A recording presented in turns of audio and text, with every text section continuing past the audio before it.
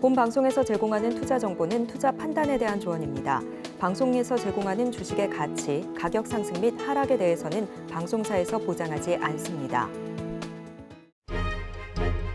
실시간 정보 브리핑입니다. 파월, 인플레 하락 어느 정도 자신한다. 다만 더 큰 확신 필요. 제롬 파월 미국 연준 의장이 인플레이션이 하락하고 있지만 목표치인 2%까지 지속 둔화한다는 확신이 더 필요하다고 밝혔습니다. 파월 의장은 최근 인플레이션 지표에 대해서는 완만한 추가 진전이 있었다고 평가했습니다.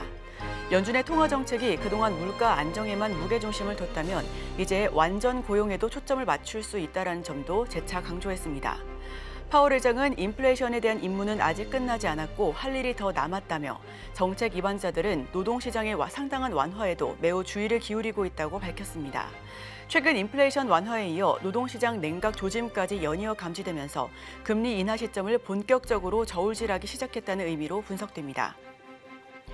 금리 인하 기대, 미국 S&P 지수 5,600선 돌파, 나스닥도 사상 최고. 연준의 9월 금리 인하에 대한 시장 기대감이 높아지는 가운데 현지 시간 10일 미국의 S&P 500 지수가 처음으로 5,600선을 넘어서 마감했습니다. 이런 움직임은 11일과 12일에 발표될 6월 소비자 물가지수와 생산자 물가지수에 관심이 집중되는 가운데 나왔다는 분석입니다. 시장 투자자들은 제롬 파월 연준 의장의 의회 발언과 맞물려 하반기 금리 인하에 대한 기대감을 높이고 있다고 CNBC는 보도했습니다. 인텔리전스 너만 믿는다. 애플 아이폰 16 판매 목표 10% 확대. 애플이 오는 9월 출시할 아이폰 16의 연내 출하량 목표치를 전작 대비 10% 확대한다는 계획을 밝혔습니다. 자사 첫 인공지능 서비스인 애플 인텔리전스가 아이폰 교체 수요를 늘릴 것이란 전망입니다. 애플의 AI 기능이 최신형 아이폰 교체 수요를 확대할 것이다라는 기대감에 애플의 주가는 이후 상승세를 보여줬습니다. 또 애플은 아이폰 등 자사 기기 사용자에게 제공할 AI 서비스 경쟁력 강화를 위해 오픈 AI에 이어 메타 구글과도 협력 방안을 논의하고 있습니다. AMD, 유럽 AI 스타트업 인수, 엔비디아와 격차 좁힌다. 미국 반도체 업체 AMD가 유럽의 인공지능 스타트업을 인수하며 엔비디아와 격차를 좁혔습니다. 현지 시간 10일 블룸버그 통신에 따르면 AMD는 핀란드 AI 스타트업인 사일로 AI를 약 9,200억에 인수했습니다. 사일로 AI는 유럽 최대 민간 인공지능 연구소 중 하나로 개별 기업의 연구에 맞춘 AI 모델과 시스템을 만드는 스타트업으로 알려져 있습니다. AMD 수석은 신뢰할 수 있는 AI 전문가로 구성된 사일로 AI팀과 최첨단 대규모 언어 모델 등 시장을 선도하고 있는 AI 모델과 솔루션을 개발한 우리 경험을 접목해 글로벌 고객을 위한 AI 솔루션을 구축할 것이라고 말했습니다.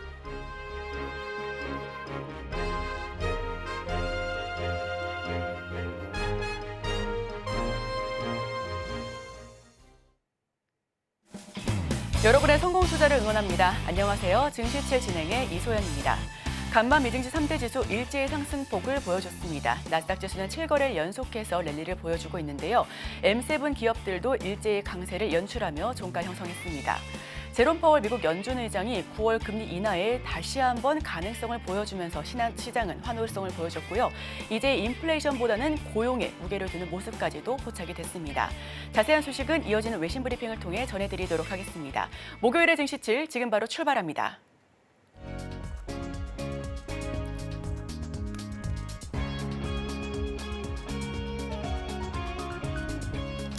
네, 복잡한 외신 이야기 쉽고 간편하게 전해드립니다. 증시칠 외신 브리핑 이소연입니다. 간밤 뉴욕 증시는 연준의 금리 기준 인하로 상승 마감했습니다. 다우존스 산업지수는 전일 대비 1.09% 올라간 39,721선에서 S&P 500 지수는 전일보다 1.02% 뛰어오른 5,633선에서 거래를 끝냈습니다. S&P 500 지수는 사상 처음 5,000대를 돌파하면서 최고치를 기록했습니다. 기술주 중심의 나스닥 지수는 전일에 비해 1.18% 상승한 18,647대로 장을 닫았습니다. 7거래일 연속 오르면서 사상 최고치를 경신했는데요. 이어서 시장에 영향을 줬던 소식부터 전해드리도록 하겠습니다. 제롬 파월 미국 중앙은행 의장은 현지 시간 10일 인플레이션이 끝났다라고 선언할 준비가 아직은 되지 않았다라고 말하며 미국이 물가 안정과 낮은 실업률을 향해 가고 있다고 언급했습니다. 파월 의장은 워싱턴 DC에서 열린 하원 금융서비스위원회에 출석해 금리 인하에 대한 질문을 받았습니다. 그는 어느 정도 자신감이 있다고 말하면서도 아직 준비되지 않았다고 답했습니다. 그러나 최근 경제 데이터는 연준이 제시한 그 시점에 가까워지고 있음을 시사했습니다. 또한 파월 의장은 미국이 실업률 급등 없이 연준의 인플레이션 목표치인 2%에 도달할 수 있다고 자신했습니다. 그는 실업률을 낮게 유지하면서 물가 안정을 이룰 수 있는 길이 있다며 그 길을 계속 갈 것이다라고 강조했습니다. 또한 파월 의장은 연준이 인플레이션 억제뿐 아니라 둔화하는 고용 시장에도 많은 관심을 기울이고 있다고 말하며 우리는 인플레이션만을 목표로 하는 중앙은행이 아니다라며 고용도 중요한 의무라고 강조했습니다. 다음 소식입니다. 미국 상무부 인구조사국은 2024년 5월 도매 재고가 전월 대비 0.6% 증가했다고 10일 발표했습니다. 주요 매체들은 5월 도매 재고가 시장 예상치와 일치하며 재고 증가가 4월에서 6월 분기 경제 성장을 뒷받침할 가능성이 크다고 보도했습니다. 4월 도매 재고는 0.2% 증가해서 0.6% 상승했고 5월 도매 재고는 전년 동월 대비 0.5% 감소했습니다. 자동차 재고는 4월에 비해 1.4% 증가했으며 자동차를 제외한 도매 재고는 0.5% 늘어났습니다. 도매 매출액은 전월 대비 0.4% 증가했고 4월에는 0.2% 증가했습니다. 5월 재고 소진에 필요한 시간은 1.35개월로 4월과 동일했습니다. 이코노미스트들은 재고 축적이 무역 적자 확대로 인한 GDP 충격을 일부 상쇄할 수 있다고 분석했습니다. 4월에서 6월 분기 미국 성장률 추정치는 연율로 약 2%며 1월에서 3월 분기 경제 성장률은 1.4%였습니다. 다음 소식입니다. 뉴질랜드 중앙은행은 10일 공적 기준금리를 5.5%로 동결했습니다. 이는 15년 만에 최고 수준입니다. 시장 예상에서도 모든 이코노미스트들이 금리 동결을 전망하고 있습니다. 뉴질랜드 중앙은행은 인플레이션이 둔화되면 금융정책을 서서히 완화할 가능성을 시사했습니다. 금리 동결 소식에 뉴질랜드 달러는 0.6085달러, 0.74% 하락했습니다. 2년물 스와프 금리도 4.6%대를 기록했습니다. 이코노미스트들은 중앙은행의 움직임이 비둘기파적이라며 11월 금리 인하 가능성이 커졌다라고 분석했습니다. 뉴질랜드 중앙은행은 소비자 물가지수 상승률이 둔화하고 있으며 올해 후반에는 인플레이션율이 목표 범위인 1에서 3%로 돌아갈 것으로 예상하고 있습니다. 다음 소식입니다. 중국의 6월 소비자 물가지수가 전년 동월 대비 0.2% 상승했지만 디플레이션 우려를 완전히 해소하기에는 부족한 것으로 나타났습니다. 이는 예상치인 0.4%를 밑돌았으며 지난 5월의 0.3% 상승보다도 낮은 수치입니다. 중국 국가통제국은 6월 소비자 시장은 대체로 양호했으나 계절적 요인으로 5월보다는 하락했다라고 설명했습니다. 블룸버그 통신은 6월 CPI가 소폭 상승했지만 6개월째 0%에 근접해 디플레이션 압력이 여전하다라고 보도했습니다. 또한 6월 생산자 물가지수는 전년 동월 대비 0.8% 하락하며 21개월 연속 마이너스를 기록했습니다. 국가통계국은 국제 원자재 가격 변동과 국내 수요 부족으로 PPI가 하락했지만 전달보다는 하락폭이 줄었다라고 밝혔습니다. 다음 소식입니다. 중국 증권당국은 10일 신규 증권 대작 대차 거래를 일시 중단한다라고 발표했습니다. 중국 증권감독관리위원회는 공매도 억제를 위해 11일부터 신규 대차 거래를 정지하고 기존 대차 거래도 단계적으로 축소해 9월 30일까지 해소할 계획입니다. 또한 증감회는 공매도 위탁 보증금률을 22일부터 개인 80%, 법인 100%에서 각각 100%, 120%로 인상하며 헤지펀드에는 더 높은 요건을 적용할 방침입니다. 신규 증권 대차 거래는 투자자가 주식을 빌려 매도한 후 싼 가격에 갚는 방식입니다. 증감회는 대차 거래 정지를 통해 투기적 공매도를 줄여 증시를 안정시키려 하고 있습니다. 증감회는 이번 조치가 중국 금융시장의 질서를 유지하기 위한 대책의 일환이라며 투자자의 우려에 확실하게 대응하고 현 시장 상황을 충분하게 평가한 후 법에 의거해 대차 거래 정지를 승인했다라고 강조했습니다. 다음 소식입니다. 세계 최대 파운드리 업체인 대만의 TSMC가 2분기 매출이 전년 대비 40% 증가했습니다. 이는 2022년 이후 가장 큰 증가율인데요. TSMC는 2분기 매출이 6,735억 대만 달러를 기록했다라고 발표했습니다. 이는 예상치를 넘은 결과인데 특히 최첨단 패키징 기술에 대한 수요가 강력해 매출이 증가했습니다. TSMC는 엔비디아와 애플의 칩을 공급하며 엔비디아의 칩 수요 덕분에 주가도 상승했습니다. 분석가들은 TSMC가 2025년도에 제품 가격을 올릴 가능성이 있다고 예상하고 있습니다. TSMC와 대만의 다른 AI 관련 주식은 지정학적 긴장에도 불구하고 주가가 상승했습니다. 다음 소식입니다. 메르세데스 벤츠는 현지 시간 10일 전기 자동차 수요 부진으로 2분기 매출이 6% 감소했다고 발표했습니다. 벤츠는 올해 2분기 100만 대 자동차와 벤을 판매했으며 이 중 전기 자동차는 5만 1,000대가 팔려 전년 대비 23% 감소했습니다. 벤츠는 성명을 통해 주요 시장에서 전기 자동차의 증가세가 둔화되고 있지만 과도한 할인이 특징인 시장 환경에서 건전한 성장에 집중하고 있다라고 밝혔습니다. 또한 하반기에는 제품 가용성 개선과 시장 출시로 판매 증가를 기대하고 있다고 밝혔습니다. 한편 BMW는 2분기 전체 판매량이 1.3% 감소했지만 전기차 판매는 22.2% 증가했다고 보고했습니다. 다음 소식입니다. 미국과 유럽의 경쟁 당국이 감시를 강화하고 있는 가운데 마이크로소프트와 애플이 오픈 AI 이사회를 옵서버 자격을 포기했습니다. 블룸버그는 10일 마이크로소프트가 이사회 옵서버 역할을 그만둔다는 서한을 오픈 AI에 보냈다고 보도했습니다. 마이크로소프트는 이사회 독립성을 유지하면서도 필요한 통찰을 얻었다라며 새로 구성된 이사회에 대한 확신이 있어 더 이상 옵서버 역할이 필요하지 않다라고 밝혔습니다. 마이크로소프트는 여전히 오픈 AI와의 협력 관계를 유지할 것이라고 덧붙였습니다. 애플도 오픈 AI 이사회에 옵서버로 참여하지 않는다라고 전했습니다. 오픈 AI의 대변인은 이사회에 옵서버가 없으며 대신 마이크로소프트, 애플 등 파트너와 정기 회의를 통해 교류하겠다라고 밝혔습니다. 이는 파트너들에게 정보를 제공하고 소통하는 새로운 방식입니다. 마이크로소프트는 2019년도부터 오픈 AI에 130억 달러를 투자해 주요 파트너로서 협력해왔습니다. 지난해 마이크로소프트는 오픈 AI의 CEO 샘 올트먼이 이사회에서 쫓겨났다가 복귀하는 과정에서도 중요한 역할을 했습니다. 애플은 지난달 오픈 AI와 제휴와 자사의 기기에 챗 GPT를 통합한다라고 발표했습니다.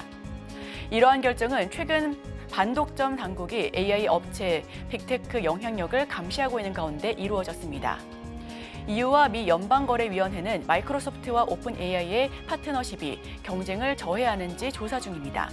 오늘 준비한 외신 소식은 여기까지입니다. 이어서 국내 소식과 더불어서 오늘의 일면에서 전문가의 수혜주까지 만나보시길 바랍니다.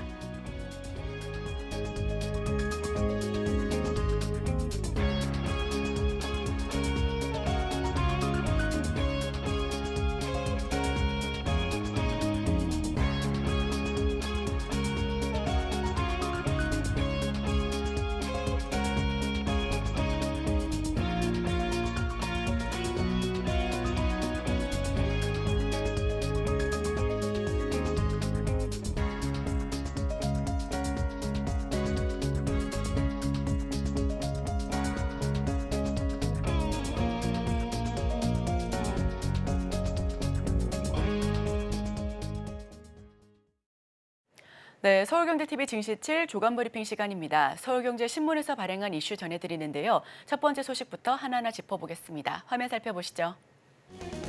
나스닥 가는 야놀자, 골프 예약 플랫폼 카카오 VX 인수 추진. 첫 번째 소식 전해드립니다. 뉴욕 증시 상장을 추진 중인 숙박 레저 1위 플랫폼 야놀자. 골프장 예약 1위 플랫폼인 카카오 VX 인수에 나섭니다. 상장을 앞두고 외형을 키우기 위한 전략으로 분석되고 있는데요. 업계는 카카오 VX가 2021년 약 5천억 원의 기업 가치로 외부 자금을 유치했었던 만큼 거래 성사를 위해서는 야놀자가 이보다 높은 값을 제한해야 할 것으로 보고 있습니다. 야놀자는 카카오 VX 인수를 위해 매각 측과 협상을 진행하고 있고요. 야놀자의 초기 투자자였던 벤처캐피털 뮤렉스 파트너스와 공동 인수하는 방안을 논의하고 있습니다. 관건은 카카오 VX의 몸값입니다. 카카오 VX는 그동안 적극적인 외부 투자 유치로 기업 가치를 빠르게 불려왔는데요. 단 다수의 재무적 투자자들은 경영권 매각에 대한 거부권을 행사할 수가 있습니다. 야놀자가 이들이 만족할 만한 가격을 내놓지 않으면 거래가 성사되기 어려운 상황에 놓여졌고요. 카카오 VX에 투자한 한 FI 관계자는 야놀자 외에 복수의 사모펀드 운용사가 접촉해 충분한 가격을 이끌어내지 못한다면 매각에 동의해줄 이유가 없다라고 지적한 바 있습니다. 카카오 VX는 2017년 카카오 게임스가 인수하면서 카카오 그램 계열사로 편입했습니다. 현재 국내 골프 예약 플랫폼 1위로 시장 점유율이 약 60%에 달하고 있는데요. 카카오 게임즈에 인수된 후 본격적인 투자에 나선 카카오 VX는 다양한 골프 사업을 영위하고 있습니다. 다만 최근 성장세는 다소 주춤한 모습입니다. 코로나19가 막을 내리면서 골프 열기가 식은 탓이고요. 2022년 사상 최대 실적을 냈던 카카오 VX는 지난해 매출과 영업이익 모두 손실을 기록했습니다. 이 때문에 현재 카카오 VX의 몸값을 두고 매각과 인수 측이 이견을 보이는 것으로 알려졌습니다. 카카오 VX의 실적입니다. 매출액과 영업이익 모두 좀 조정되는 모습을 보여줬고요. 특히나 영업이익은 마이너스를 기록하고 있습니다. 카카오 VX 주주 현황을 살펴보시면 카카오 게임즈가 우선적으로 65%를 차지하고 있습니다. 최근 장외 시장에서 거래되는 야놀자의 시가총액이 6조 원대에 불과해 몸집을 키우기 위한 인수합병에 나설 것이다라는 관측이 시장을 지배하고 있습니다. VC 뮤렉스와 공동 인수를 논의하고 있고요. 미국 증시 상장을 앞두고 외형 확장에 나서고 있습니다. 기업 가치 5천억 평가가 관건인데 FIA 거부권 행사 때는 불발될 가능성도 높아 보입니다. 다음 소식입니다. 첫 3년 대미 무역 흑자 반토막, 수출 다각화, 무기 수입 검토해야 한다. 블룸버그 통신은 공화당의 새 정책 강령에 대해 보호무역에 방점을 둔 부분이 눈에 띈다라고 설명하고 있습니다. 미국 우선 무역 정책을 계속 추진해 신산업에서 세계를 이끌겠다라는 내용도 주목해야 된다라고 설명하고 있고요. 공화당은 특히 인공지능과 가상자산을 집중 육성할 사업으로 명시했습니다. AI가 글로벌 경제 패권 전쟁의 핵심 축임을 강조한 셈인데 미국의 무역 적자가 1조 달러가 넘는다라는 대목과 관세를 통해 이를 해결하겠다라는 부분은 트럼프 전 대통령이 2기 집권 시 과거보다 더 강력한 대외 무역 정책을 사용할 수 있을 것이다라는 부분을 시사하고 있습니다. 특히 자동차 산업을 되살리겠다라는 대목은 한국과 일본, 유럽연합을 겨냥했다라는 분석이 나오고 있고요. 한국의 6월 대미 수출액은 최대 수출 품목인 자동차 수출 호조세 덕분에 컸습니다. 업계에서는 미국 대통령 선거가 4개월가량 남았지만 무역과 환율 정책은 단기간에 바꾸기 힘들다며 사전에 대비할 필요가 있다라고 설명하고 있습니다. 트럼프 전 대통령이 승리한다면 한국 정부가 대응해야 할 범위가 더 넓어지는데요. 트럼프 집권 1기 때 대미 무역 흑자는 50%나 감소하면서 큰 폭으로 줄어든 바 있습니다. 수출 다각화와 농산물과 에너지, 무기 수입 방안을 미리 준비해둬야 되는 이유가 바로 여기에 있고요.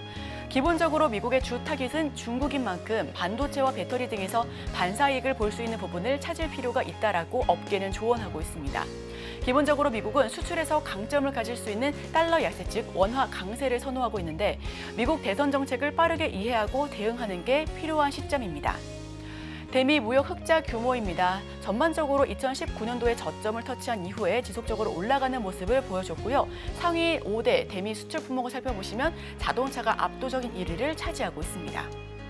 더 독해진 트럼프표 강령 1조 달러 무역 적자 관세로 해결하겠다라는 설명이고요. 한국 자동차 산업이 타깃이 될 가능성도 농후해 보입니다. 농산물과 에너지 등 수입을 늘려 통상 압력 완화에 대한 지렛대로 삼아야 된다라는 게 업계의 분석입니다. 다음 소식입니다. 일본 기업 43조 들여 증설 속도전, 한국은 국회에서 군불만 떼고 공전. 네, 다음 소식 전해드립니다. 일본 정부가 천문학적인 보조금과 규제 완화로 반도체 부흥에 속도를 내고 있는 가운데 일본의 주요 반도체 기업들이 2029년까지 5조엔 규모의 대대적인 투자에 나섭니다. 뉴욕 증시에서 엔비디아 등 인공지능과 반도체 관련 종목이 강세를 보인 데다 일본 주요 기업들의 2분기 실적 기대감까지 반영되면서 일본 증시는 사상 최고가를 보여주면서 종가 형성했는데요. 니케이 지수입니다. 0.5% 올라갔고요. 지속적으로 오름폭을 기록하고 있습니다. 기술적인 분석으로도 적극적으로 매수하라는 포지션이 보여지고 있는데요. 소니그룹은 반도체 화상 센서 증산을 위해 2026년까지 1조 6천억을 투입할 것으로 보여집니다. 도시바와 롬, 지난해 제품 생산을 분담하는 방식으로 힘을 모아 공장에 총 3,800억 엔을 투입할 것으로 보여지고요. 반도체 르네상스를 위해 일본 정부와 기업이 반도체 육성 정책을 같이 하고 있습니다. 미국 증시가 기술주 중심의 강세를 보인 가운데 일본 대표 지수인 니케이 지수 또한 훈풍을 이어받아 9일 사상 최고치를 경신하기도 했습니다. 일본 기업들의 반도체 투자 확대와 글로벌 협력 소식이 긍정적인 재료로 작용하면서 도쿄일레 그리고 디스코, 레조낙 등 반도체 관련주들이 큰 폭으로 뛴 모습을 확인하실 수가 있었고요. 반면 우리나라는 투자 세액공제 같은 소극적인 지원 방안조차도 여야 경쟁에 맞춰 부진한 모습입니다. 이를 주도할 국회 산업통상자원부 중소벤처기업위원회는 기관 업무 보고나 현안 질의조차 시작하지 못한 상태인데요. 일본의 주요 반도체 기업 설비 투자 계획입니다. 지속적으로 늘어나는 모습이고요. 니케이 지수는 상승 곡선을 그려가면서 상방을 계속 늘려가고 있는 모습입니다. 소니 화상센서, 도시바 파워칩 등 정부 지원 등이 없고 신공장을 늘리고 있습니다. 미국 기업과 기술개발 연합체를 구성했고요. 다만 한국은 정쟁 탓에 반도체 지원이 지지부진한 모습입니다. 통과시킬 건 먼저 처리를 해야 된다라고 업계는 지적하고 있습니다. 다음 소식입니다. 좌파 의회에 흔들리는 프랑스, 멕시코, 신용등급 강등, 한국도 남의 일이 아니다. 국제신용평가사인 스탠드앤푸어스 S&P는 프랑스 총선 결선 투표 결과에 대해 새 국회가 앞으로 정책 결정을 복잡하게 하고 프랑스의 경제 및 재정 정책의 세부 사항에 대한 불확실성을 야기할 것이다라고 지적했습니다. S&P는 5월 이미 한 차례 프랑스 장기국채 신용등급을 AA에서 AA-로 한 단계 낮췄습니다. S&P가 프랑스의 신용등급을 낮춘 것은 2013년 이후 약 11년 만인데요. 그런 S&P가 또다시 신용등급 강등 가능성을 꺼냈다라는 점에서 시사하는 바가 큽니다. 멕시코에 이어 프랑스에서 좌파 정당이 제1야당을 차지하면서 이들 국가의 경제 위기에 대한 우려의 목소리가 나날로 커지고 있습니다. 좌파 성향 정책들이 재정 부담을 늘리고 경제 활력을 깨트릴 수 있다라는 판단 때문인데요. 전문가들은 이 같은 상황이 남의 일만은 아니다라고 입을 모으고 있습니다. 5월 말 기준 국세 수입이 전년 대비 9조 2천억을 부족한 상황에서 야당인 더불어민주당은 1인당 25만 원의 전국민 민생지원금 카드를 꺼낸 상태고요. 특히 법률에 명시된 추가 경정 예산 편성 요건을 완화하자라는 주장까지 나오고 있습니다.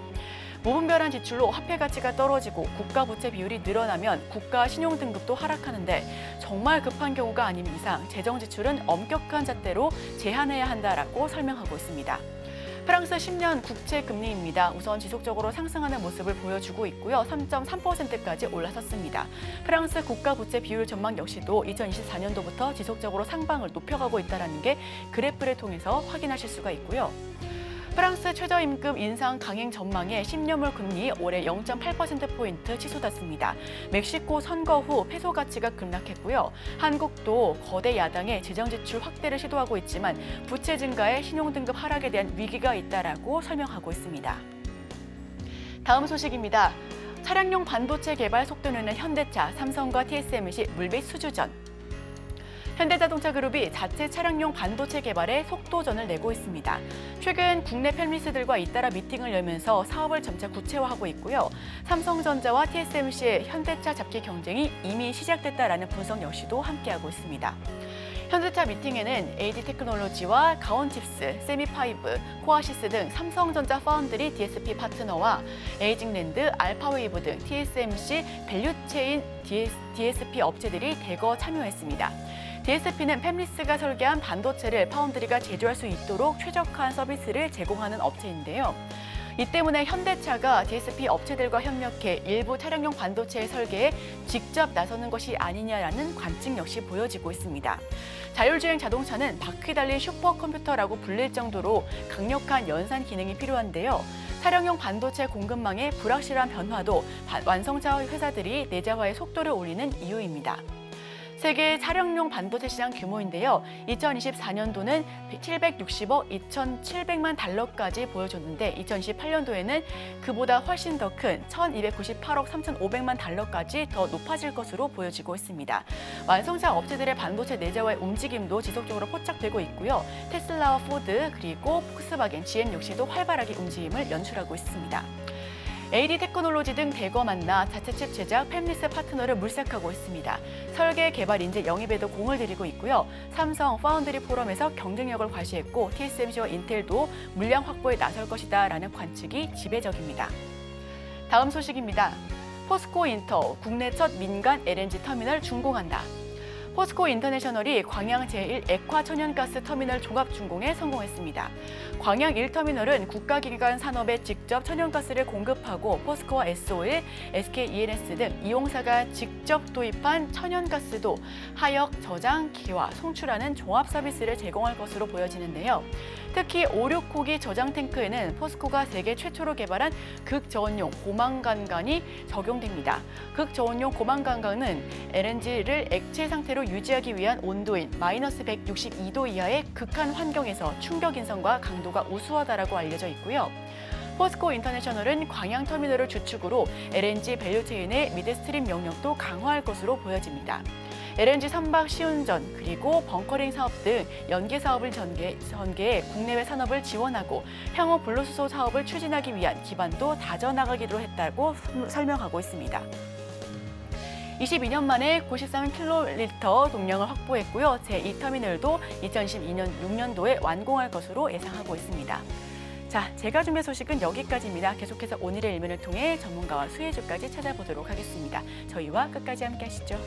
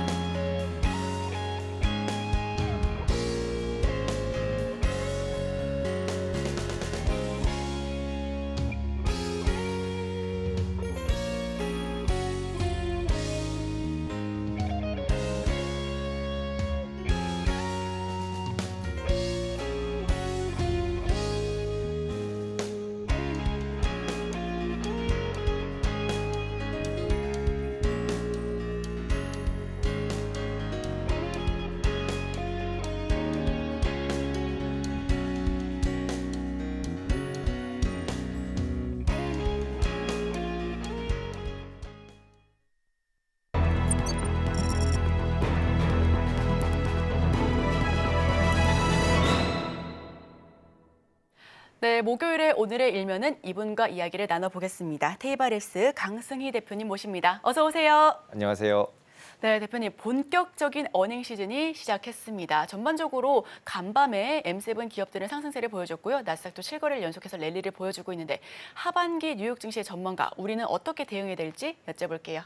네, 지난 시간에도 뭐 하반기 전망을 한번 봤잖아요. 네. 이번에는 이제 2분기 어닝 시즌에 맞춰서 이제 실적들이 발표가 되는데 그 실적들이 어떻게 발표가 될 거라고 시장이 예상을 하고 있는지를 한번 체크를 해보고 그다음에 거기서 나오는 내용들을 가지고 어떻게 투자에 적용해야 될지 알아보도록 하겠습니다. 네. 일단 S&P 500 기업의 2분기 매출액 같은 경우 전년 동기 대비해서 4.4% 상승할 것으로 증가할 것으로 이미 예상을 하고 있고요. 그래서 주당 순이익 같은 경우도 8.1% 증가할 거로 예상을 다 하고 있어요. 그래서 이런 예상들은 보통 이제 IB들이 실질적으로 다 컨센서스를 내고 블룸버그가 집계를 해서 보여주거든요. 그래서 이제 밑에 있는 이런 차트상을 보시면은 실제로 회색으로 돼 있는 부분들이 전망치 부분이에요. 그래서 전망치 부분이 일단 6월 달, 9월 달, 12월 달 전반적으로 다 매출액은 다 상승을 하는 것으로 예상을 하고 있고 그다음에 주당 순이익도 전반적으로 다 상승하는 것으로 예상을 하고 있어요. 근데 이제 다 아시다시피 엔비디아 같은 경우는 미리 실적 부분을 많이 얘기를 해주잖아요. 그래서 그런 부분들이 리서치에서 다 반영을 해서 실질적으로 이 수치들이 마련이 된 거고 그것들이 반영돼서 4.4%이기 때문에 기본적으로는 실적들은 다 잘 나올 것 같다라고 보시면 될 것 같습니다.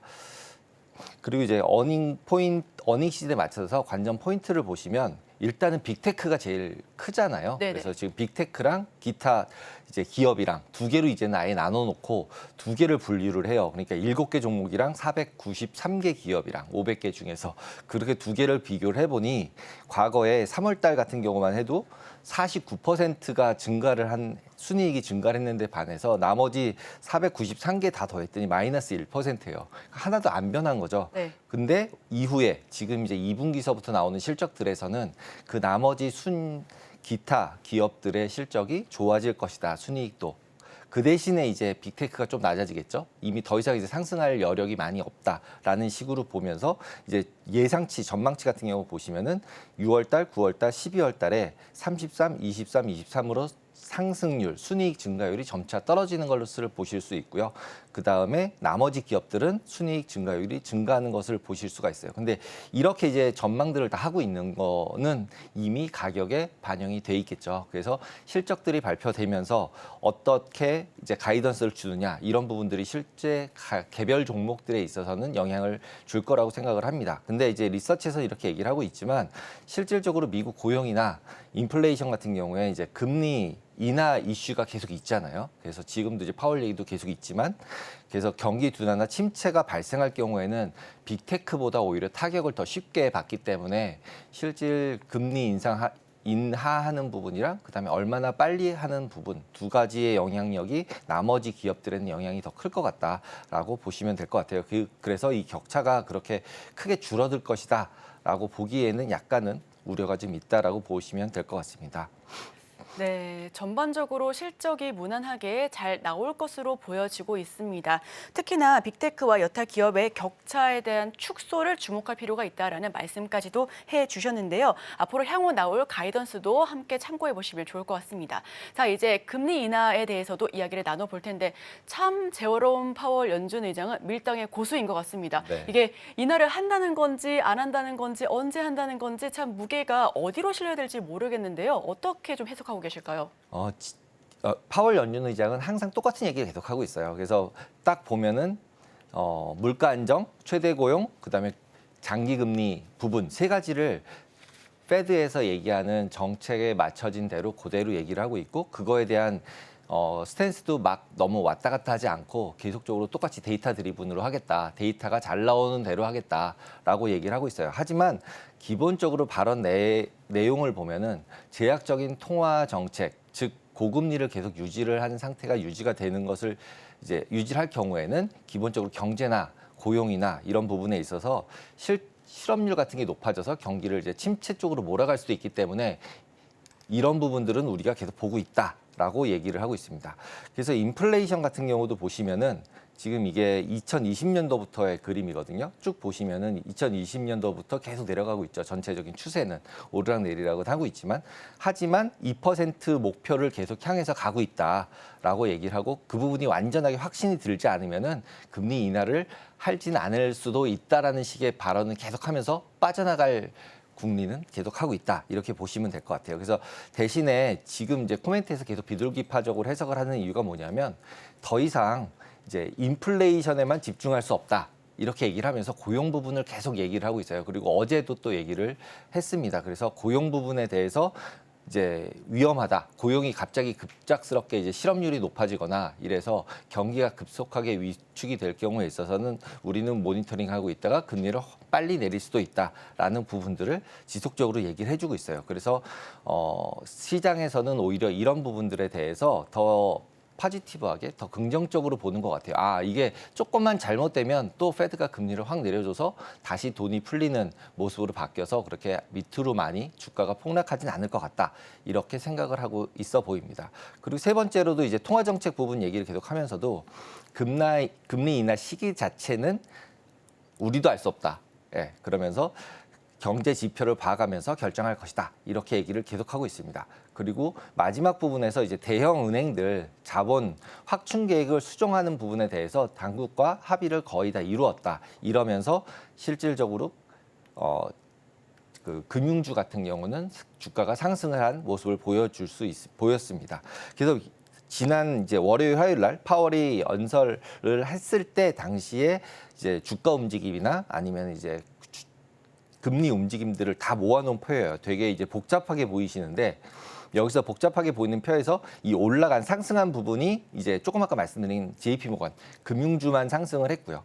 그래서 실질적으로 움직인 걸 보시면 파월 의장이 저렇게 여러 가지 얘기를 했지만 처음에 원래 얘기했던 방식에서 크게 변한 바가 없기 때문에 시장 전체에서는 큰 변화는 없었다라고 보시면 될 것 같아요.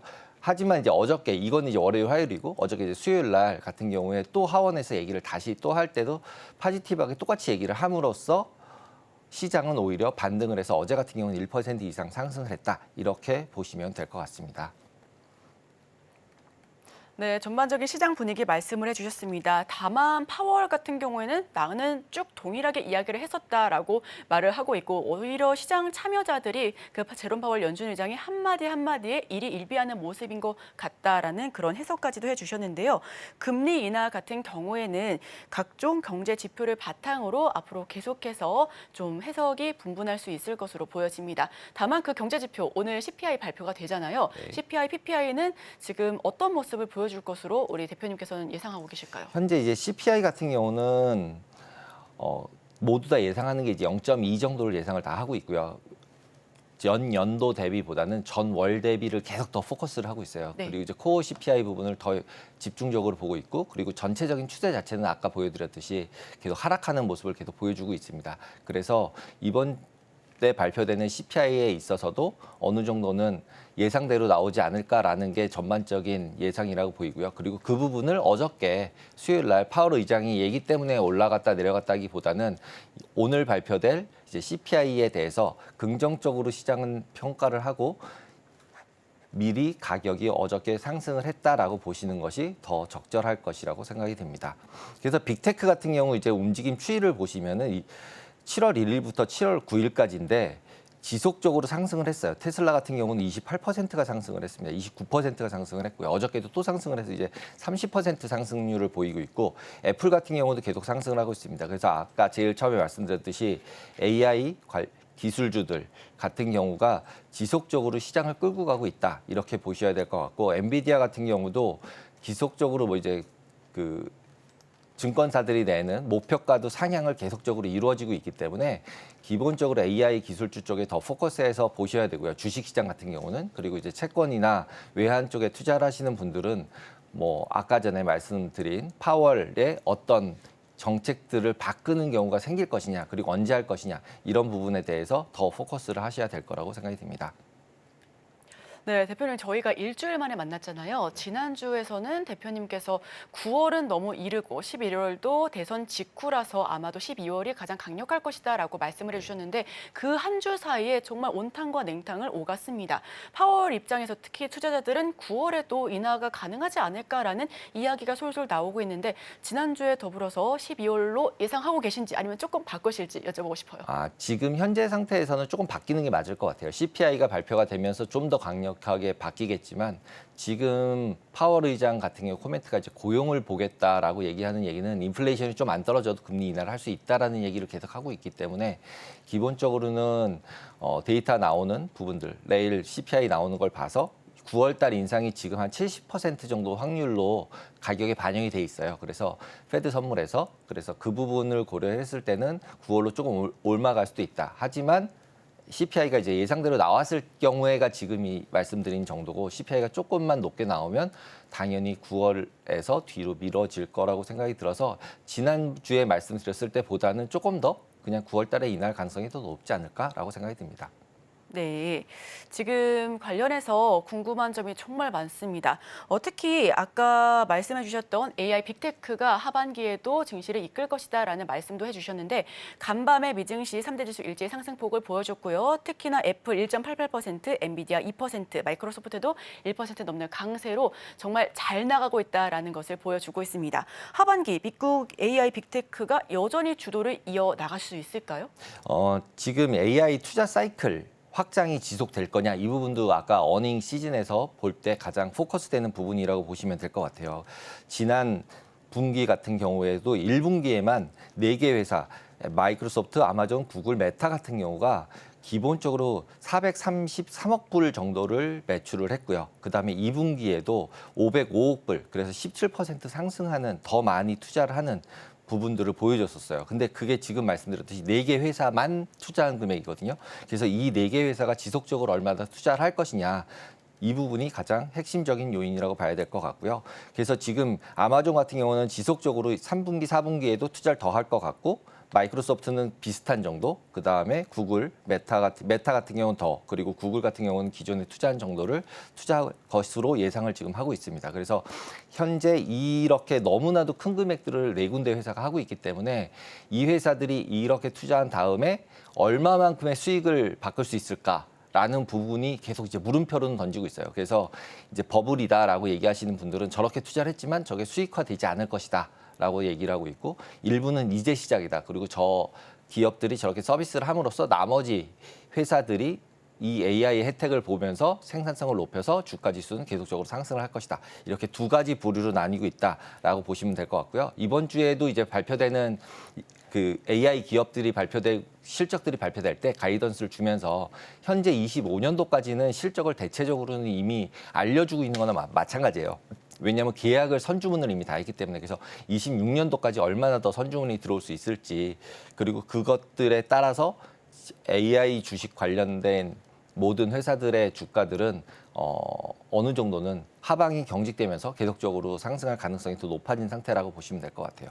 그리고 이제 마지막으로 보시면 이제 제가 밑에 써놓은 건데 SLM, LLM 이런 단어를 썼는데 이게 초대형 언어 모델이냐 아니면 조그만 모델이냐 두 개의 차이가 굉장히 크다라고 생각을 합니다. 왜냐하면 이제 조그만 모델로 가능하다면 엔비디아가 계속 제공하고 있는 저런 비싼 칩들을 안 써도 되는 상태가 되기 때문에 기존에 산 것으로 모델을 계속 만들면 되니까요. 그래서 그 부분이 가장 계속적인 투자 사이클을 이끌 수 있냐 없냐라는 거에 가장 핵심적인 부분이 되지 않을까라고 생각을 하고요. 그 SLM, LLM 안에는 또 이제 온디바이스라는 용어가 계속 또 들어와요. 그래서 애플에 들어가는 게 온디바이스 AI라고 지금 생각을 하고 있잖아요. 그래서 그런 부분들을 고려해서 투자가 지속될지 안 될지 부분에 대한 이제 예상에 맞춰져서 포트폴리오를 구성을 하거나 아니면은 비중을 조절하시거나 해야 될 것 같습니다. 그리고 마지막으로 이제 AGI라는 부분이 있어요. 그러니까 AGI는 초대형 언어 모델이에요. 그래서 진짜 AGI가 되면 이제 우리가 영화에서 봤던 모든 거라는 슈퍼컴이 나오는 건데 이 부분 같은 경우는 어떻게 보면은 이제 승자가 다 가지는 꼴이 돼요. 1등이 다 먼저 알 거 아니에요. 그러다 보니까 이 경쟁을 지금 이 네 개 회사가 하고 있다라고 봐야 될 것 같고 그러다 보니까 하드웨어를 더 많이 꽂으면 꽂을수록 더 성능이 좋아진다라는 이제 논문들이 또 있고 그다음에 아니다. 조그만 걸로도 된다. 그 두 개의 양쪽 진영이 계속 싸우고 있습니다. 그게 조금 아까 말씀드린 LLM, SLM이랑도 또 연결이 돼요. 그래서 AGI 같은 경우가 이렇게 정말로 논문이 계속 발표되고 있는 것처럼 지속적으로 하드웨어를 업그레이드 하면 할수록 무조건 좋다라고 하면은 엔비디아의 실적은 계속 좋겠죠. 왜냐하면 너가 하나 샀다, 그럼 나도 하나 더 사야 되는 거잖아요. 그래서 그 경쟁이 끝이 어디일지는 아직 우리가 예측하기 어렵다. 그래서 아직 끝을 얘기하기는 어렵다라고 보시는 게 더 맞을 것 같습니다. 네, 이어서 하반기 전망과 그리고 환율까지도 바로 여쭤보도록 하겠습니다. 말씀해 주신 것처럼 기업의 실적과 가이던스 모두 긍정적으로 나올 것으로 전망을 하고 있습니다만 그 기업의 계획표 얼마나 잘 이행하는지에 따라서 개별 주가 지수도 달라질 것으로 보여집니다. 자, 한편 나스닥과 S&P 500 지수 연이어 사상 최고가를 터치하고 있습니다. 하반기 계속해서 상방을 늘려잡아도 될지 아니면 좀 주춤하는 박스권 내에서 움직임을 보여줄지 하반기 지수 전망은 어떻게 보실까요? 현재 지수대에서 저 S&P 같은 경우는 한 5% 정도, 나스닥 같은 경우도 5% 이내에서 상방은 막힐 것이라고 저는 생각을 합니다. 네. 그러니까 지금처럼 이제 올라온 부분을 계속적으로 상승해서 계속 고점을 넘긴다라고 볼 수도 있겠지만 아까 보셨듯이 이제 하반기에 가면은 좀 이제 평평하게 되잖아요. 그러니까 증가율이 줄어들기 때문에 기본적으로 더 상승할 여지보다는 기본에 지금까지 만들어졌던 것들이 실현이 되는지 안 되는지에 포커스가 될 가능성이 더 높다. 그래서 이제 보통 투자를 하실 때는 지금 여러 가지 ETF 상품들이 많이 나오는데 뭐 커버드 콜 상품이라는 상품들이 많이 나오고 있어요. 그게 시장을 반영하고 있다라고 생각이 듭니다. 그래서 상승하는 부분은 적지만 나는 수익을 받을 거야. 그래서 콜옵션이라는 옵션을 팔아서 거기서 이제 수익을 받아서 배당으로 주거나 하거든요. 월 배당형도 많이 나오고 하지만 대신에 상승폭을 다 이제 먹을 수가 없어요. 수익이 안 납니다. 그래서 상승하지는 않고 횡보할 것 같다. 그리고 너무나 급락하지 않은 것 같다라고 시장에서 보기 때문에 커버드콜 상품들이 굉장히 많이 나오고 있다. 이렇게 생각이 듭니다. 네, 하반기는 상반기 때 지속적으로 올라왔던 부분들을 좀 감안해서 플랫하게 횡보세를 이어갈 것이다라고 보여지고 있습니다. 자, 그리고 지속적으로 엔저 현상 일어나고 있습니다. 특히나 강달러 현상도 아직은 1,400원대 뚫지는 않고 있습니다만 그럼에도 불구하고 고환율 상태 유지하고 있는데요. 환율 부분은 어떻게 보실까요? 지금 특히 한국하고 일본 두 군데는 그러니까 달러 지수가 하락을 하더라도 못 내려가고 있어요. 못 올라가고 있습니다. 그러니까 환율, 우리나라 환율이랑 엔화 같은 경우는 그래서 계속적으로 161엔대를 유지를 하고 있고 일본 같은 경우는 특별하게 미국에서 금리를 내리지 않는 한 아직까지는 전환될 가능성은 크지 않다. 근데 이제 어제부터 나오는 얘기가 이제 일본에서 연기금 같은 데서 이제 해외 투자를 좀 줄이겠다라는 부분들이 얘기가 나오고 있습니다. 그래서 그 부분이 어떻게 적용되느냐에 따라서 개입과 같이 연동이 될 가능성이 높기 때문에 기본적으로 여기서부터 엔화가 되게 더 약세가 될 거야라고 생각하기보다는 어느 정도 이제 천천히 간다라고 보셔야 될 거예요. 약세로 간다면 천천히 갈 거고 약세로 가지 않고 강세로 전환된다면 미국이나 일본의 정책적인 부분들이 개입이 돼서 해외 투자를 줄이거나 하는 부분들이 연동이 되면서 실제로 엔화가 강세로 전환될 가능성도 하반기 중에는 한 번 정도는 있지 않을까라고 생각이 듭니다. 네, 환율까지 살펴봤습니다. 이제 우리 글로벌 이야기 너무 많이 했으니까 하반기 국내 시장도 한번 짚어보고 가야 될 것 같은데요. 사실 국내 시장 같은 경우에는 매크로 변수가 조금 더 짙어질 것으로 보여집니다. 미국 대선도 있고요. 부동산 정책이라던가 아니면 매크로 변수 그리고 한국은행의 금리 인하 시점에 대해서도 정말 많은 투자자분들께서 고심이 높은 그런 큰 상황인데 하반기에 국내 시장 전망은 어떻게 보실까요? 지금 어떻게 보면 우리나라 같은 경우는 매크로를 따라간다기보다는 너무 이렇게 약간 테마에 따라서 가거나 네. 그다음에 지금 이제 핫하게 나오는 것들은 이제 상속세 부분이나 그다음에 기타 이런 이제 수급상에 영향을 미칠 요인들이 지속적으로 발생을 하고 있다고 생각이 듭니다. 그리고 정책 부분에 있어서도 나머지 나라들은 이제 보조금을 막 뿌리면서 증시를 부양을 하고 있는데 반해서 우리나라 같은 경우 아직은 그렇게까지는 적용이 되고 있지가 않습니다. 그래서 그런 부분을 생각했을 때 계속적으로 해외 투자하는 분들이 훨씬 더 많아지지 않을까라는 생각이 들고요. 그리고 이제 지금 제가 여기 보여드리는 자료 같은 경우 보시면은 코스피 시장 같은 경우는 시가총액 전체가 2,336조 원이고요. 그 다음에 회사가 841개예요. 근데 그리고 코스닥 같은 경우는 1,738개의 회사가 있고 시가총액 같은 경우는 419조 원입니다. 그래서 코스닥 시장 같은 경우 굉장히 많이 그러니까 코스피에 비해서 상승폭이 굉장히 적었다라고 보시면 될 것 같아요. 그래서 코스닥 같은 경우 투자하시는 분들이 굉장히 많은데 이 뒷장 보시면은 제가 지금 보여드리는 장표를 보시면은 이게 거래 정지가 된 종목 수예요. 올해 상반기에만 1월부터 6월까지 거래 정지된 회사가 29개입니다. 이유가 이런 상장 적격성 심사 대상, 실직 심사 대상이 된 사유가 발생한 데들, 그다음에 상장 폐지 사유가 발생한 데들, 투자자 보호, 회생 절차 개시된 데들 이런 데들을 포함한 기업들 자체가 회사들 자체가 이렇게 29개예요. 가 됐고 그리고 거래 정지가 됐어요. 여기서 또 포커스 한번 해보셔야 될 게 등락률이 상장 폐지가 내일 됐거든요. 근데 그 전일날 오른 주식들이 생각보다 많이 있어요. 네. 네, 그래서 개인 투자가 분들께서는 코스닥 기업 같은 경우는 되게 조심하셔야 된다. 확률상으로 봤을 때도 굉장히 높다. 왜냐하면 한 2% 정도요. 내가 100개를 100번 매매를 해서 종목을 바꾸면서 매매를 하면 2개 정도가 상장 폐지가 될 수가 있어요. 그러니까 이 퍼센티지가 생각보다 굉장히 높기 때문에 코스닥 기업들 보실 때는 항상 재무제표나 안정성 부분을 꼭 보시고 어떤 누가 사락을 해서 사거나 이런 쪽보다는 이제 좀 메이저 큰 주식들을 가지고 매매를 하시는 게 상대적으로 좋지 않을까라고 생각을 합니다. 그럼 대표님께서는 하반기 중소형주 위주로 매매를 하는 것보다는 대형주 위주로 조금 더 살펴보면 좋겠다라는 말씀해 주시는 걸까요? 실질적으로는 이제 우리나라에서는 대형주라고 하면 자꾸 삼성전자밖에 생각이 안 네, 나니까. 맞아요. 네, 그래서 삼성전자 사도 되냐 이렇게 생각을 하면 왠지 좀 아직은 지금 실제로 이제 거의 다 노조까지 나타났기 때문에 굉장히 부담스러운 면이 있는 것 같습니다. 그래서 이제 대부분의 많은 분들이 점점 계좌에서 보면 미국 주식, 한국 주식 두 개를 다 하다가 이제 한국 주식은 마이너스가 계속 가 있고 미국 주식은 계속 플러스가 가 있으니까 계속 수익이 나고 있으니까 계속 이제 미국 주식 쪽으로 넘어가는 경향들이 굉장히 많은 상황이다라고 보셔야 될 것 같아요. 그리고 이제 이게 비단 우리나라만의 또 일도 아니고요. 일본 개인 투자가들도 열어줬어요. 시장을 해외에 가서 투자를 해라 그럼 세금을 면세해 줄게라고 했더니 했더니 이제 자기네 나라도 미국, 일본도 많이 올랐음에도 불구하고 해외 주식에다가 점점 더 늘어나는 투자 비중이 늘어나고 있어요. 이런 부분들이 결국 미국 주식이나 글로벌 주식에 대한 수요 부분에 있어서 이제 더 받침이 되고 있다라고 보셔야 돼서 국내 시장이랑 해외 시장도 어느 정도 나눠서 보셔야 될 것 같다. 그러니까 포트폴리오상 국내도 하고 미국도 하고 두 개를 다 하시는 게 훨씬 더 좋을 것 같다라고 말씀을 드립니다. 네, 포트폴리오 분산 투자가 필요하다라는 조언까지 해주셨습니다. 지금까지 테이바랩스 강승희 대표님과 함께했습니다. 오늘 말씀 고맙습니다. 감사합니다.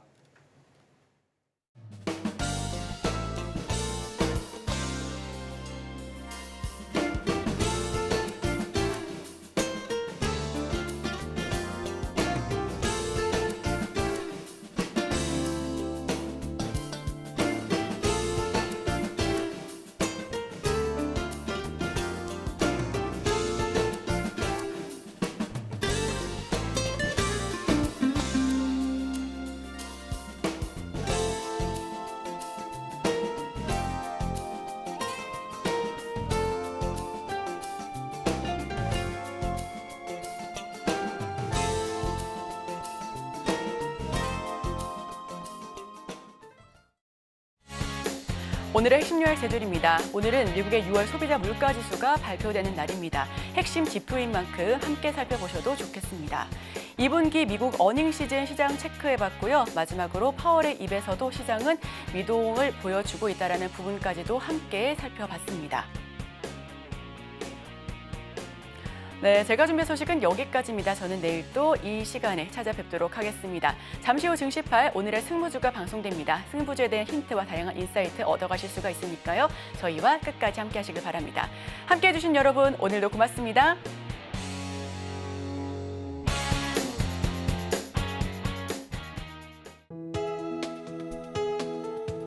본 방송에서 제공하는 투자 정보는 투자 판단에 대한 조언입니다. 방송에서 제공하는 주식의 가치, 가격 상승 및 하락에 대해서는 방송사에서 보장하지 않습니다.